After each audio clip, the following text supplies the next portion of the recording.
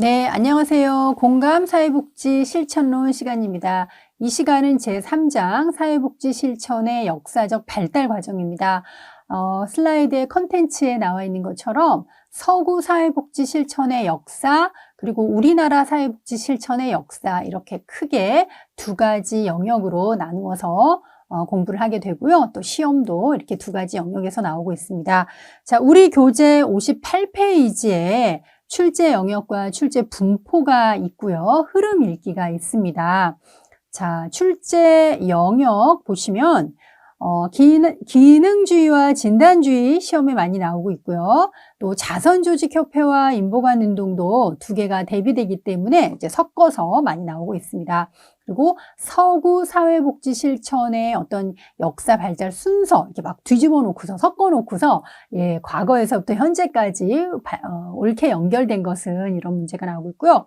우리나라 실천 역사도 나오고 있습니다. 저도 이 그래프를 보면서 왼쪽의 합계와 오른쪽의 합계가 맞아야 되는 거 아닌가라고 생각을 하면서 봤더니 좀 안 맞기도 해요. 그 이유는 뭐냐면요.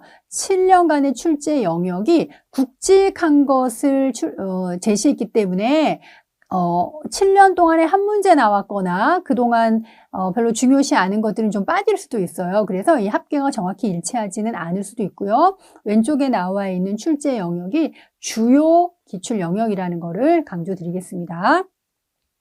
자, 여러분들 중고등학교 다니시면서 역사 시간 많이 있었죠. 역사 그러면 이제 스토리 위주로 재미있게 공부했던 기억도 있지만 뭔가 역사 그러면 외울 게 많아요. 그죠? 구체적인 연도도 알아야 되고요. 어떤 사건들을 시간의 흐름에 따라서 쭉 또 연결해서 이해해야 되잖아요. 사회복지 실천의 역사도 그렇습니다. 특히 우리나라 같은 경우는 서구에 비해서 사회복지 실천 역사가 짧기 때문에 오히려 막 1년, 2년에 따라서 내용들이 달라집니다. 자, 2024년 정책론 시험인 경우는 바로 몇 개월 전에 바뀐 법과 제도의 내용들이 반영됨으로써 수험생들이 굉장히 큰 혼란을 겪고 또 정답, 오답 논란도 있었는데요. 사회복지 실천의 역사도 보면 우리나라의 경우 최근 사회복지 현장의 변화들이 굉장히 급격하게 이루어지고 있고 많은 내용들이 바뀌고 있잖아요. 그래서 여러분들이 특히 최근 내용 같은 경우는 정확한 연도 그리고 맥락도 잘 이해하시면 좋겠습니다. 자, 3장과 4장이 특히 그런 부분이에요. 최근의 경향들을 잘 반영한 흐름을 알아두시면 좋겠고요. 특히 사회복지사 자격제도에 대해서는 우리가 많은 변화가 있었잖아요. 오답이었던 게 정답이 되기도 하고 정답이었던 게 오답도 되고 있기 때문에 이런 것들을 잘 구분하시면 좋겠습니다. 자, 3장 본격적으로 가보겠습니다. 자, 7년간 출제 영역, 주요 출제 영역인데요. 아까 얘기했던 것처럼 기능주의, 진단주의, 자선조직협회, 그리고 서구 역사의 흐름, 우리나라 역사의 흐름 이렇게 구분하시면 되고, 자, 2024년 같은 경우도 네 문제 많이 출제되었죠. 또 이거는 어떤 의미가 있느냐면 여러분들이 또 공부를 잘 해두신다면 좋은 점수를 받을 수 있는 기회가 된다는 의미이기도 합니다. 자, 훑어보기로 바로 보시면은요, 다 연도에 대한 건데요. 자, 서구 사회복지 실천의 역사적 발달은요, 크게 5덩어리로 나눕니다. 그리고 우리나라 사회복지 실천 역사는 어때요? 빼곡하게 연도 중심인데요. 이것도 연도이기는 하지만 이제 흐름을 타고 이해하시면 여러분들이 암기하고 또 공부하는데 조금 도움을 드릴 수 있을 것 같습니다. 자, 본격적으로 이제 우리 본문 중심으로 보도록 하지요. 자, 60페이지에 보시면요. 서구 사회복지 실천의 역사라고 되어 있는데, 자, 회색 칸에 뭐라고 되어 있느냐면요. 서구 사회복지 실천의 역사는 산업혁명이 시작된 어느 나라? 영국부터 이해하는 것이 좋다고 되어 있습니다.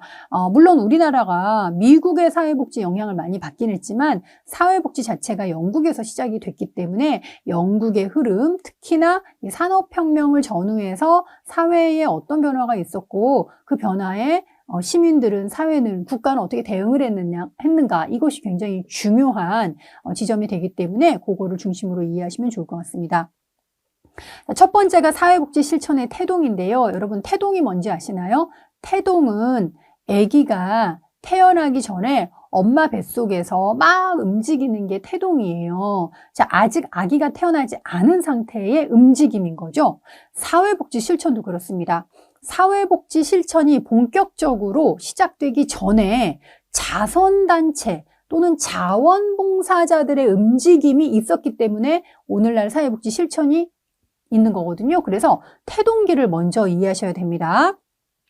자, 사회복지 실천은 이제 국가 주도의 정부 활동이 아니라 민간에서 먼저 시작이 됐어요. 산업혁명을 겪으면서 일어난 많은 문제에 대해서 이제 문제의식을 가진 민간 단체들이 대응을 한 것인데, 그것이 조금 더 체계적이고 사람을 더 잘 도와주는 이런 방법을 고민하면서 사회복지가 만들어지게 됐습니다.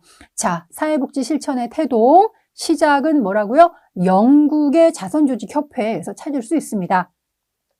시험에 잘 나오는 거 자선조직협회와 인보관운동 비교하는 거죠. 두 개의 성격이 완전히 다르죠? 두 개를 막 섞어 놓게 됩니다. 그래서 그거를 잘 추려내는 것이 핵심이라고 볼 수 있습니다. 자, 자선조직협회, 우리가 COS라고 얘기하는데요. 영국에서는 산업화로 인해서 여러 가지 사회 문제가 발생했죠. 빈민들이 대량으로 출현하게 되고, 또 그 빈곤의 문제가 지속이 되고 잘 해결이 안 되고, 여러 가지 또 뭐 인권의 문제, 아동 학대의 문제, 이렇게 더 퍼지게 되는데요. 그 문제를 해결하기 위해서 영국 런던에 수많은 자선단체들이 생겼습니다. 그런데 이 자선단체들이 나름대로 본인들은 각계전투죠. 열심히 일을 했지만, 그리고 수많은 돈과 자원과 인력을 쏟아부었지만 전체적으로 봤을 때 빈곤 문제가 별로 해결되지 않았어요. 그래서 이 자선단체들이 우리 개별적으로만 열심히 일하지 말고 조금 모여서 의논하면서 협회 같은 걸 만들어서 체계적으로 좀 도와주자라고 하면서 자선을 조직적으로 해보자라고 해서 자선조직협회가 생겼습니다. 1861년에 런던에만 640여 개의 자선단체가 있었대요. 다들 좋은 뜻을 가지고 막대한 자원을 쏟아부으면서 일을 했겠죠? 그런데 효과가 없었다는 아이러니한 일이 생겼습니다. 그래서 이런 자선 단체끼리 모여서 자선조직 협회가 만들어졌죠. 자, 그러면 이 자선조직협회는 어떤 목적으로 만들어졌느냐? 크게 이 활동의 목적은 세 가지입니다. 자선단체 간에 서로 이렇게 소통 안 하고 이게 경쟁만 하는 것이 아니라 서로 소통하면서 협력을 하는 것. 두 번째는 빈민들을 그냥 무작위로 막 도와주지 말고 뭔가 우리가 조사도 하고 이러면서 좀 체계적으로 도와주자라는 것. 자, 빈민의 구걸 행위를 방지함으로써 빈민의 생활 조건을 개선하는 것. 이 세 가지를 자선조직협회의 활동 목적으로 봤습니다. 자, 61페이지에 나오는 것이 시험에 아주 잘 나옵니다. 여러분 별표 한 3개 정도 해보시고요. 자선조직협회가 가지고 있는 빈곤을 바라보는 관점, 이거 인보관 운동과 대비해서 시험에 많이 나옵니다. 자, 기본적으로 자선조직협회는요, 굉장히 좋은 일을 많이 하기는 했지만 이 빈민에 대해서 또는 빈곤에 대해서 어떠한 안경을 끼고 바라봤느냐면, 개인이 나태하고 게으르고 남 등쳐먹으려고 하고 자립할 의지가 없고 그래서 빈민은 가난한 거고 평생 그렇게 사는 거야 라고 본 거예요. 그거를 우리가 개인주의적 빈곤관이라고 얘기합니다. 빈곤에 대해서 사회 구조적인 거, 환경적인 요인은 거론하지 않았고요. 개인이 일단 나태한 거, 게으른 거, 돈 조금 벌어도 절약하지 않고 다 써버리는 거, 이런 무절제한 생활, 그리고 도덕성도 타락해 있어요. 이렇게 봤다라는 거죠. 자, 문제에 대한 진단이 개인이기 때문에 대응도 개인이겠죠? 개인을 좀 더 성실히 살게 하는 것, 그죠? 예. 이렇게 개인의 어떤 성격, 인격을 바꾸려고 했던 것이 바로 자선조직협회 활동의 방향입니다. 빈민의 도덕성 향상이라는 말이 나오는 이유입니다. 그 와중에 자선조직협회는요, 우회방문원이라는 자원봉사자들이 가가호호 집집마다 방문해서 빈민들 면담하고요. 이 집에 밥숟가락 몇 개인지 다 조사하고 누가 돈을 버는지, 그죠? 뭐 장애가 있는 가족원은 누구인지, 어떤 식으로 살아가는지, 무슨 도움을 필요로 하는지 일일이 다 조사하고 면담해서 기록을 했고, 그 결과에 따라서 필요한 적절한 도움을 줬습니다. 자, 이 과정 어디서 많이 들어보지 않았나요? 바로 요즘의 사회복지사들의 활동하고 비슷합니다. 그래서 이 자선조직협회에서 활동했던 우회 방문원이 바로 사회복지사의 어떤 전신이 된다라고 얘기를 합니다. 자, 그래서 굵직하게 나와 있죠. 가난한 가정을 방문해서 서비스를 제공하기 전에 면담하고요, 기록하고 자산조사, 사례 연구 등을 했고, 또 빈민들에게 근면, 절제, 절약을 가르치고 도덕성 향상을 시키려고 노력을 했습니다. 자, 두 번째 동그라미도 중요한 내용인데요. 자선조직협회는 모든 빈민을 도와준 게 아니고요. 구제받을 만한 자격 또는 가치가 있는 빈민과 구제받을 만한 자격이 없는 빈민을 구분했어요. 자, 그것도 시험에 가끔 나오고요. 그리고 도움을 받는 사람은 일해서 돈 버는 사람의 수준보다 낮게 살아야 되죠. 열등처우의 원칙 적용했다는 것도 기억해 두시기 바랍니다. 자, 다섯 번째, 자선조직협회의 주요 활동자가 누구라고 했죠? 우회방문원이라고 했죠. 자, 우회방문원은 처음에는 그냥 무급의 자원봉사자, 그 중에서도 교육을 잘 받은 아주 고상한 중산층의 아줌마들, 부인들이었습니다. 이분들은 약간 종교적인 배경도 있어요. 네, 이 사람들을 잘 도와줬을 때 내가 나중에 이제 구원을 받는다, 이런 것도 물론 있었지만, 이제 귀족층과는 다르게 돈을 많이 번 이제 중산층의 이제 부인들이었다는 것도 좀 차별점이라고 할 수 있습니다. 자, 우회방문원들의 활동 61페이지에 나와 있죠. 빈민 가정을 방문하면서 상담, 교육했다라는 거, 그리고 도덕적 잣대를 이게 들이댔다라는 거죠. 그래서 도덕적으로 옳지 못한 행위에 대해서는 도덕적으로 좀 더 이제 교화될 수 있도록 이런 교육 많이 했다라는 거. 개별 사회복지 시초이기도 하고요. 또 이 우회방문원들을 자원봉사자로만 활용했을 때 여러 가지 한계가 있겠죠. 그래서 유급 우회방문원을 고용했고요. 나중에는 이제 어때요? 자원봉사자라는 타이틀 없이 그냥 아예 직원으로 뽑아서 일을 했습니다. 그리고 빈민을 통제하는 사회 통제적 기능 했다라는 것도 알아두시기 바랍니다.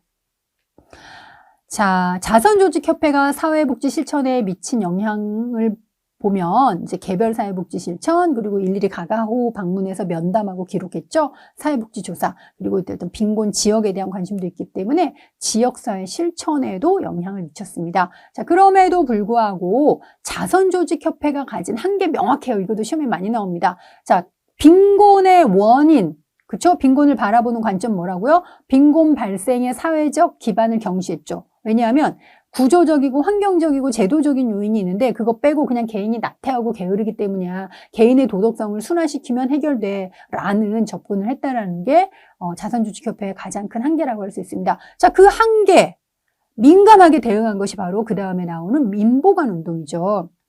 인보관 운동은요, 자선조직협회가 한 10년 이상 열심히 일은 했지만 근본적으로 빈곤 문제가 해결되지 않는다는 거에 대한 문제의식을 가지고 이 빈곤 문제에 대해서 새로운 시각을 바라봤죠.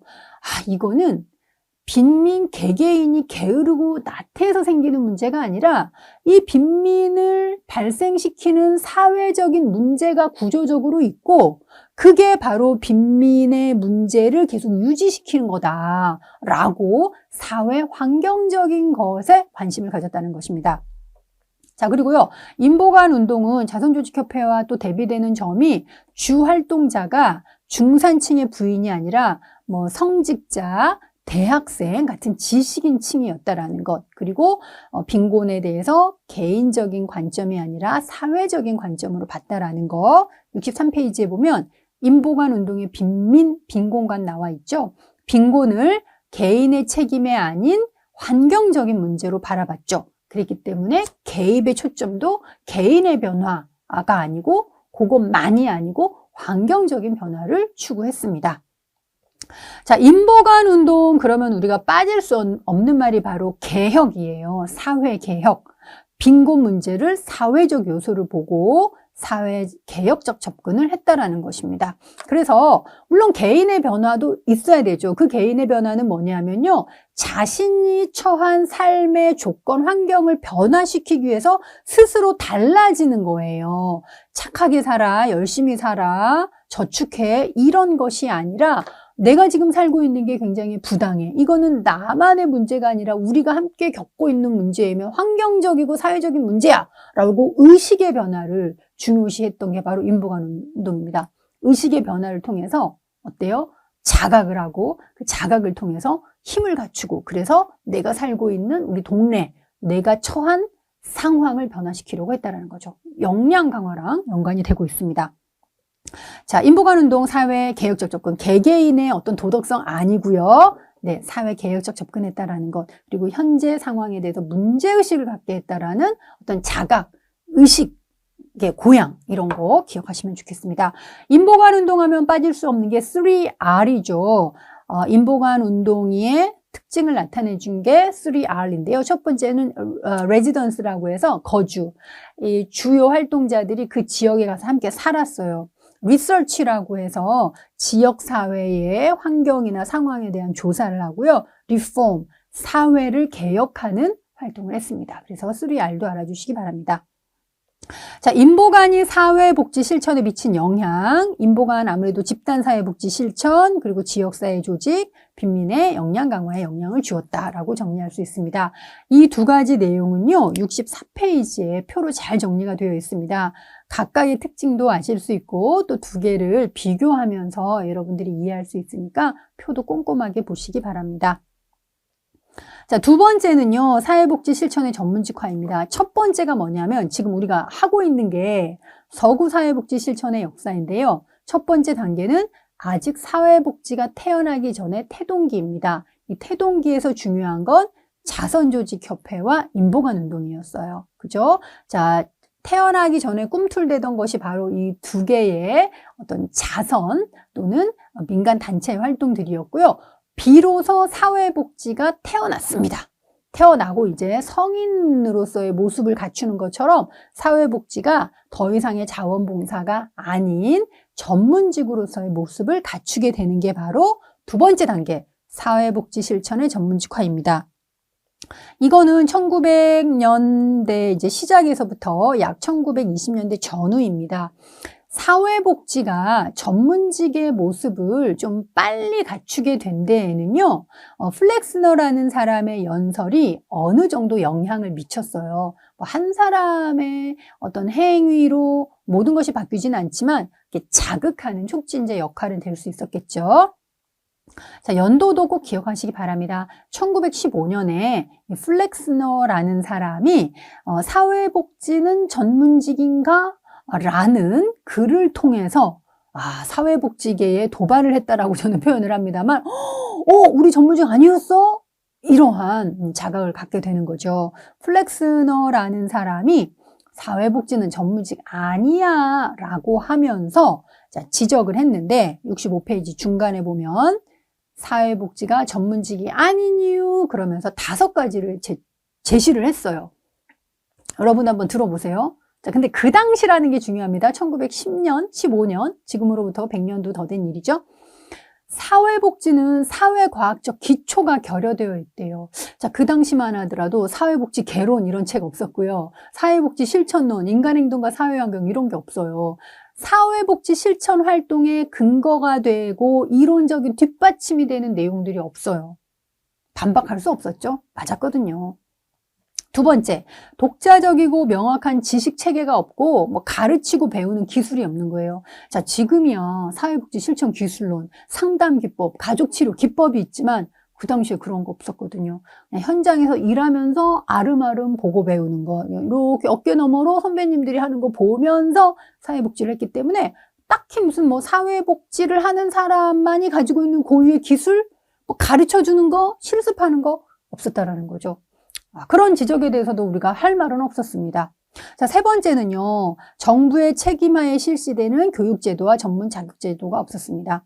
자, 사회복지에 대해서는 그 자선조직협회에서 뭐 4주간 특별 교육, 6주 훈련 이런 건 있었지만, 대학에서 4년제로 가르치거나 이런 거 없었거든요. 요거에 대해서도 할 말은 없었고요. 심지어 우리나라에서 사회복지사 1급 시험이 2003년에 시작이 됐잖아요. 100년 전에 외국에서도 없었겠죠. 전문적 자격제도가 없었습니다. 그리고 뭐 사회복지사 협회와 같은 전문직 조직체도 없고요. 또 사회복지사라면 이렇게 해야 돼. 사회복지사는 이렇게 하면 안 돼. 라고 하는 윤리 강령이 없었어요. 자, 이 플렉스너의 말 따박따박 따지고 보면 틀린 말 하나도 없거든요. 그래서 이 플렉스너의 글을 통해서 사회복지계는 내부적으로 좀 자성의 움직임도 있었죠. 아, 우리 나름대로 열심히 했지만 전문가로서 갖추어야 될 것들을 갖추지 않았구나. 이런 요소를 갖추는 것도 중요하구나 라고 하면서 대응을 다 해나갑니다. 65페이지 맨 밑에 보면 플렉스너 연설 이후 사회복지계의 반응이라고 되어 있는데요. 전문직이 갖춰야 될 요소들을 적극적으로 갖추면서 비로소 전문직으로 성장해 나가게 됩니다. 자, 그렇다면 전문직으로서 성장해 나갈 때 갖춰야 될 요소들, 우리가 그린우드가 제시한 것들이 있었죠. 그거와 플렉스너가 없어라고 얘기한 것들을 두루두루 갖추게 됩니다. 자, 사회복지계의 전문화 움직임인데요. 교육 및 훈련 제도예요. 그래서 뭐 4주 과정, 6주 과정처럼 특별 훈련 과정도 있고 나중에 대학도 생기게 됩니다. 그리고 더 이상 자원봉사라는 어떤 불안정한 지위에 있는 사람들로만 일을 할 수 없게 됐죠. 지속성의 문제, 그리고 전문성의 문제가 있겠죠. 그래서 보수 체계도 정립을 하고요. 유급 사회복지사가 등장하게 됩니다. 그리고 사회복지사 협회와 같은 전문직 협회가 생기게 되고요. 또 사회과학적 기초가 결여되어 있다라고 했죠. 이거는 우리가 지적받은 것만이 아니라 현실이 그랬거든요. 사회복지사가 어떠한 근거로 그러한 판단을 내리고 어떠한 개입을 하는 거에 대한 사실 이론적인 근거가 없었어요. 그래서 우리 사회복지 쪽에서는 크게 두 가지로 대응을 합니다. 하나는 그 당시 세계적으로 이제 휩쓸었던 프로이드의 정신분석 이론을 가지고 와서 우리가 클라이언트를 바라보고 접근을 했다라는 것. 두 번째는 사회진단이라는 책을 써서 메리 리치몬드가 썼죠. 1917년, 연도도 중요합니다. 사회복지 실천 과정을 체계화함으로써 사회복지 실천 기초 이론을 구축했다는 게 있습니다. 자, 세 번째는요, 사회복지 전문직화 움직임으로 인해서 생긴 경향을 보겠습니다. 요것도 시험에 한번 좀 나왔었는데요. 바로 밑에 관련 기출이 있는데요. 우리가 이 사회복지는 이제 사회과학적 기초가 결여되어 있다라고 이제 지적을 받았잖아요. 그러면서 뭔가 이론을 갖추기 위해서 누구의 이론을 빌려왔다 그랬죠? 네, 프로이드의 정신분석 이론을 빌려왔습니다. 그러다 보니 사회 환경의 변화, 구조적인 변화, 이러한 것들은 조금 가볍게 취급이 되면서 클라이언트의 생애사, 과거력, 뭐 무의식 이렇게 굉장히 정신에 관련된 문제에 집중을 하게 되면서 정신의학 중심의 개별 사회복지 실천을 강조하게 되는 문제가 있었습니다.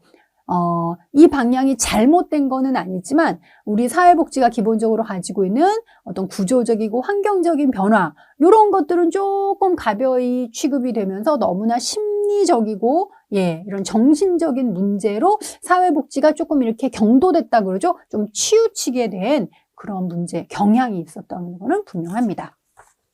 자, 요 문제도 한번 풀어보시면 좋겠고요. 자, 답을 보시기 전에 문제 한번 풀어보세요. 어느 게 맞을지. 네. 자, 세 번째로 보겠습니다. 세 번째는 3단계입니다. 사회복지 실천, 서구 사회복지 실천의 역사 3단계인데요. 이거는 자, 첫 번째 태동기에서 자선조직협회와 인보관 얘기가 나왔죠. 두 번째는 비로소 전문직으로서의 모습을 갖추면서 교육제도, 보수 정립, 그죠? 유급사회복지사, 전문가협회 세우고 이런 것들이 있었어요. 자, 세 번째는 뭐냐면요. 사회복지를 하는 방법론이 세 개로 분화가 됩니다.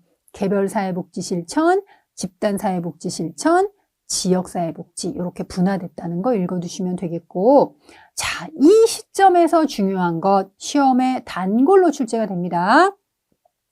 69페이지에 보시면요. 진단주의와 기능주의가 갈등을 했다는 건데요. 자, 진단주의 학파는요. 프로이드의 영향을 받아서 어떤 개인의 문제를 어떤 과거의 문제와 연결하고 개인의 심리적인 문제에 초점을 둬서 해결하려는 그 사회복지 실천의 한 분파입니다. 이 진단주의와 그 다음에 1930년대에 등장한 기능주의가 대립했다는 게 중요합니다. 시험에서는요, 진단주의 특징 쭉 쓰고 기능주의 특징 쭉 있으면 두 개를 섞어 나가서 잘못 연결된 것 이렇게 많이 나오고 있습니다. 자, 진단주의 학파는 프로이드 영향을 받아서 실천한 학파인 거죠. 반면에 기능주의 학파에서는요, 요거 중요해요. 대공황 이후에 등장했다. 대공황이 언제 생겼냐면 1929년에 생겼습니다. 여러분들 69페이지 회색 박스에 나와 있는데요. 1929년에 이제 시작을 했는데 그 이후 30년대에 기능주의 학파가 등장을 했고요. 자, 등장 시점 중요하고요. 내용도 중요한데요.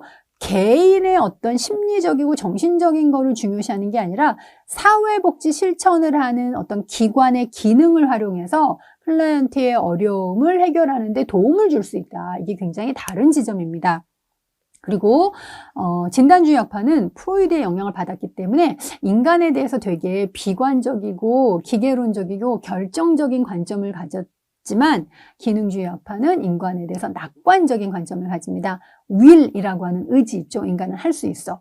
과거에 영향을 받고 지배받는 결정론적인 인간이 아니라 나의 의지로 현재를 바꿀 수 있고 현재를 바꿈으로써 미래를 바꿀 수 있다라고 주장하는 학파이기도 합니다.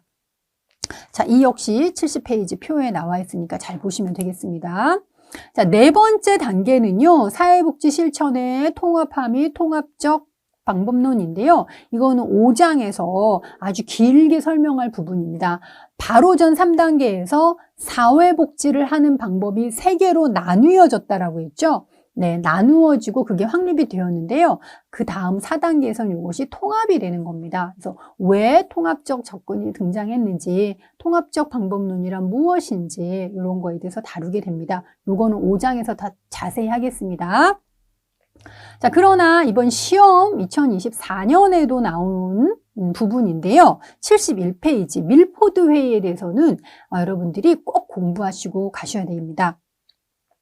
자, 사회복지 실천의 통합과 관련된 노력에 어떻게 보면 거슬러 올라가서 이제 원천으로는요, 1929년에 밀포드 회의를 또 얘기하지 않을 수 없습니다. 물론 밀포드 회의는 여러 번 있었는데 1929년에 열린 밀포드 회의가 굉장히 중요한데요.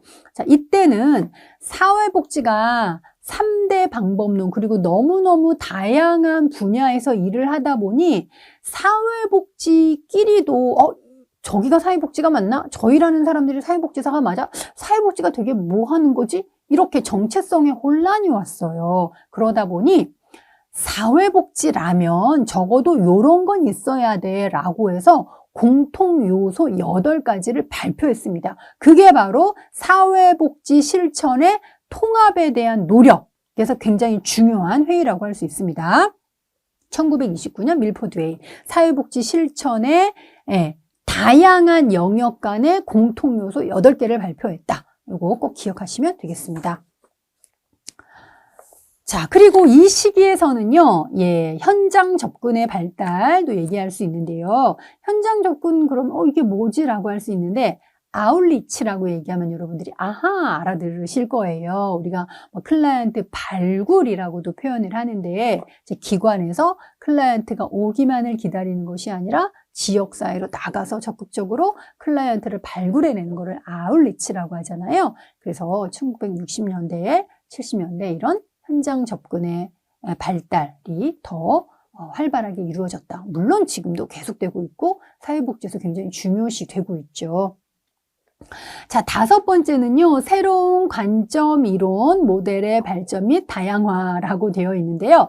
자, 사회복지가 그동안은 심리학의 영향을 받아서 어떤 그 심리학에서 출발된 이론을 기반으로 해서 모델들이 많이 나왔어요. 뭐 인지행동 이론도 그렇고 정신역동 모델들도 그렇죠. 그런데 1970년대에는 과제중심 모델처럼 사회복지 분야에서 모델들이 또 생기기도 했고요. 또 역량강화 이론, 역량강화 모델들이 생기면서 다양하게 활동을 하고 있다라고 볼 수 있겠습니다.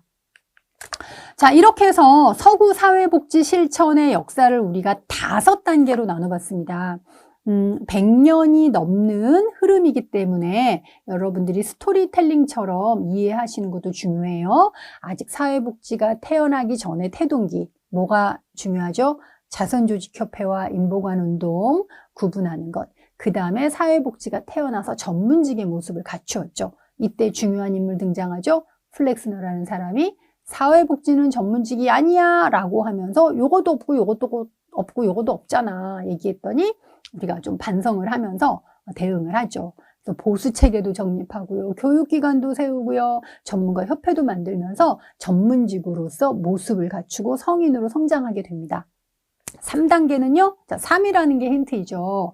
사회복지 실천을 하는 방법이 3개로 나누어지고 확립이 됩니다. 개별사회복지 실천, 집단사회복지 실천, 지역사회 조직. 자, 이때 중요한 거 진단주의 학파와 기능주의 학파의 대립.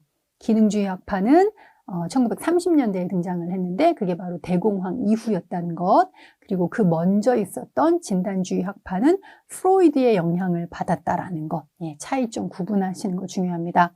자, 4번째는요. 이렇게 3가지로 나눴던 방법론을 이제 하나의 공통된 어떤 통합적 방법론으로 만들기 위한 노력들이 펼쳐졌다라는 것.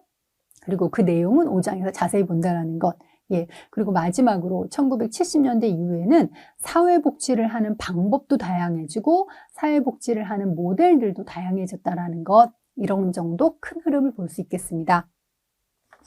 자, 2번째는요. 우리나라 사회복지 실천의 역사입니다. 서두에서 말씀드렸던 것처럼 서구 사회복지 실천의 역사는 어때요? 100년이 훨씬 넘는, 그죠? 예, 1800년대 중후반에서 시작이 되지만 우리나라는 근대적인 거는 사실 한국전쟁 이후로 시작을 하기 때문에 역사가 그에 비해서 짧죠. 그렇지만 그 변화의 흐름은 우리나라 굉장히 역동적이죠. 그래서 수험생 입장에서는 좀 외워야 될 것도 많은데요. 또 공부하다 보면은 이게 사회복지 행정, 정책, 법제, 지역사회 조직론하고도 많이 연결되더라고요. 같이 연결해서 여러분들이 공부하시면 또 큰 어려움은 없을 것 같습니다. 자, 교재 73페이지 보겠습니다. 근대적 사회복지 실천의 발달 볼게요. 자, 슬라이드에 보면 여러분 키워드들이 잘 나와 있어요. 우리나라의 근대적 사회복지 실천은요. 외원단체 중심의 근대적 사회복지 실천의 도입이에요. 제가 좀 전에 얘기했지만 우리나라의 사회복지 실천은 한국전쟁, 1950년에 일어난 한국전쟁에서부터 시작을 합니다. 온 나라가 폐허가 됐죠. 이제 부산 지역을 빼고는요. 그 이남 지역을 빼고는. 자, 우리나라는 아직 이 국토를 복원하고 이럴 여력이 없었던 거죠. 그죠? 오랫동안 오랜 전쟁 기간 동안 온 나라가 이제 폐허가 되면서 여러 가지 어려움이 있었죠. 그때 외국에 본부를 둔 단체, 외원단체들, 주로 이제 어떤 종교기관과 관련됐거나 순수하게 구호를 하려는 기관들이 우리나라에 와서 도와줬죠. 그렇게 외원단체 중심의 활동이 우리나라에서 근대적 의미의 사회복지가 시작이 되고 발전하게 된 계기가 되었습니다. 자, 그런데 이 외원단체 협의회의 탄생과 활동을 보면 우리나라에 굉장히 많은 외원단체들이 있었어요. 아까 영국의 경우 자선단체들이 650개가 넘었는데 그 단체들이 일들을 다 잘했나요? 그러진 않았죠. 많았지만 비효율적이고 뭔가 비리도 있었고 문제도 있었겠죠. 그런 것처럼 우리나라도 수많은 외원단체가 좋은 뜻을 가지고 도와주려고는 했으나 난립하기 때문에 여러 가지 비효율의 문제, 또 체계화되지 않은 활동으로 인해서 혼선의 문제 이런 것들이 생겼거든요. 그래서 자, 서비스 제공자 간 협력과 조정을 강화하기 위해서 1952년에 외원단체 협의회 카바라고 합니다. 이게 생겼습니다. 그래서 이 카바는 원조 기관들의 연합체예요. 서로 정보도 교환하고 사업을 평가하고 연구하는 기능을 가졌습니다.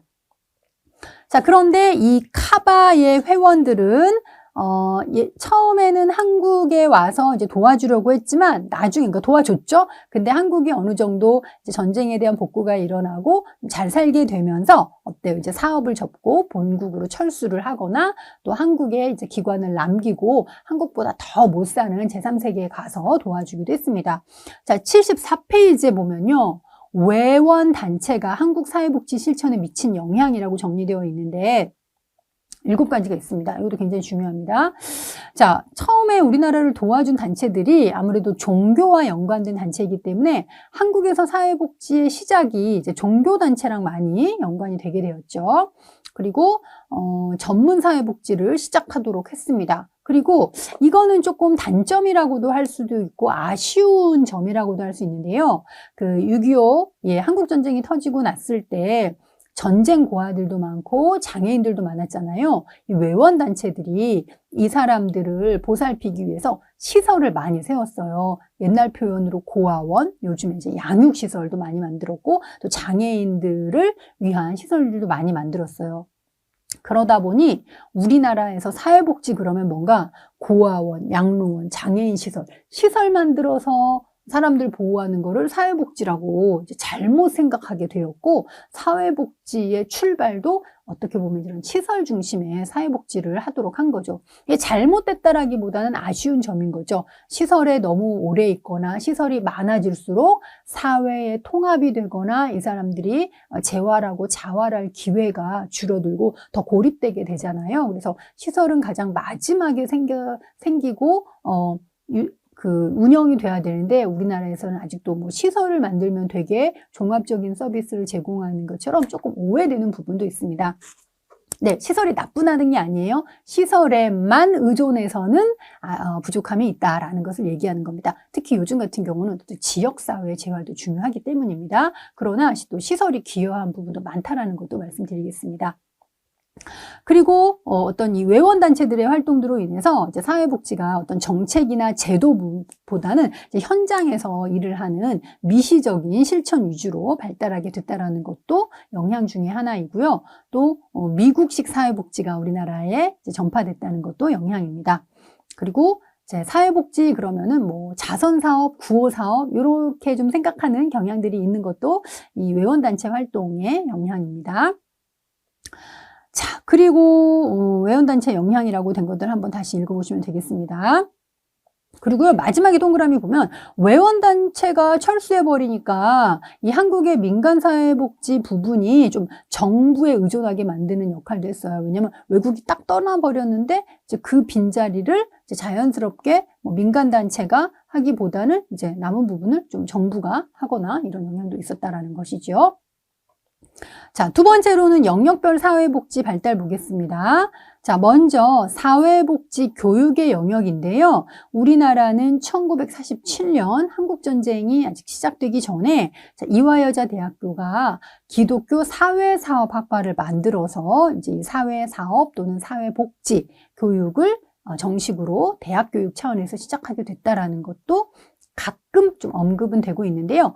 구체적인 대학이나 연도 이런 것도 알아두시면 좋지만 그것보다는 요 시기쯤에 그러니까 대학 차원에서 사회복지 전문 교육이 있었구나 알아두시면 되겠습니다.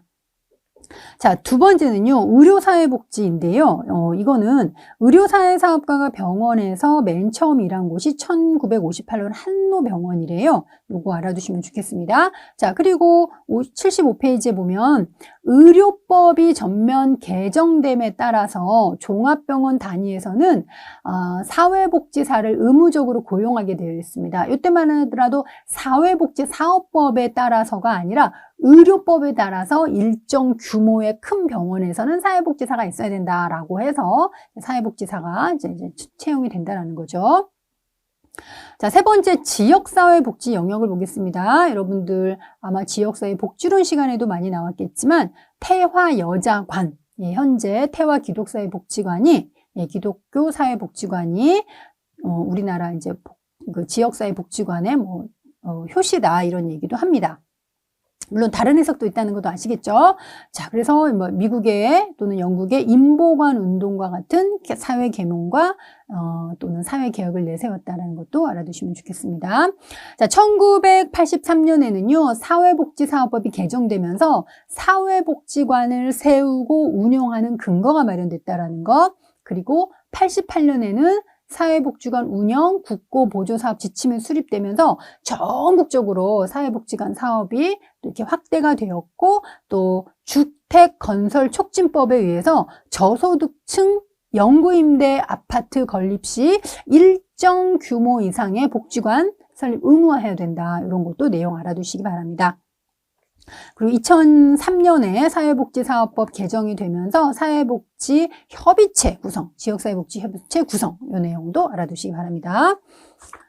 자, 네 번째 공공영역의 발전 보겠습니다. 이 부분도 시험에서 두 가지로 나오고 있는데요. 자, 여러분들의 선배님들이 사회복지 전문 요원으로 1987년에 처음 뽑혀서 일을 하셨는데 사회복지 전담 공무원으로 바뀌게 됐죠. 그게 구분하시면 좋을 것 같아요.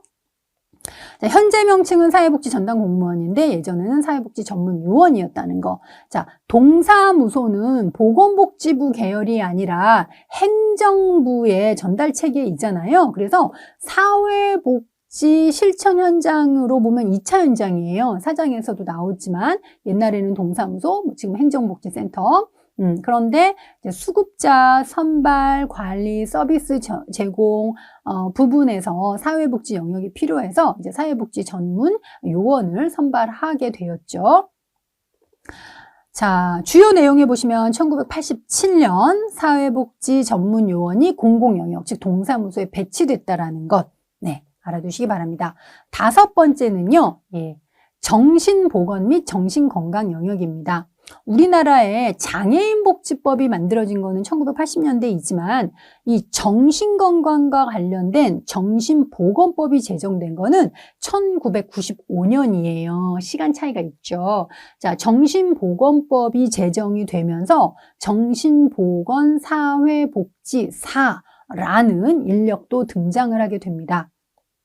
이 정신보건법은요, 2017년에 정신건강복지법으로 바뀌게 됩니다. 전면적으로 바뀌어서 내용도 바뀌고 이름도 바뀌게 돼요. 정신건강 증진 및 정신질환자 복지 서비스 지원에 관한 법률로 바뀌게 되면서 그동안은 다 정신보건 이러다가 그 다음부터는 정신건강이라는 이름으로 다 바뀌게 됩니다. 자, 여섯 번째는요, 학교사회복지입니다. 학교사회복지인데요. 학교사회복지는 1997년에 교육부 주관으로 학교사회복지 시범사업이 생기다가 97년에 한국사회복지학회가 만들어지고 또 학교 현장에서 일을 하는 학교사회복지사들의 실천가 모임인 한국학교사회사업실천가협회가 창립이 되었고요. 자, 학교사회복지사도 시험 보죠. 2005년부터 시험을 보게 되었습니다. 자, 그때 밑에 나오지만 사회복지 인력 자격제도에 보면 학교사회복지사, 의료사회복지사가 민간 자격이었죠. 협회에서 주는 민간 자격이었다가 2018년에 사회복지 사업법 시행령이 개정되면서 국가 자격으로 전환되었습니다. 그래서 자, 사회복지사도 국가 자격이고요. 정신건강사회복지사, 의료사회복지사, 학교사회복지사 모두 다 국가가 인정하는 국가 자격이라는 거 세 가지 공통적으로 알아두시면 되겠습니다. 자, 이렇게 하면 여러분들 사회복지 인력 자격 제도에 대해서 많이 이제 좀 진도가 나간 것 같아요.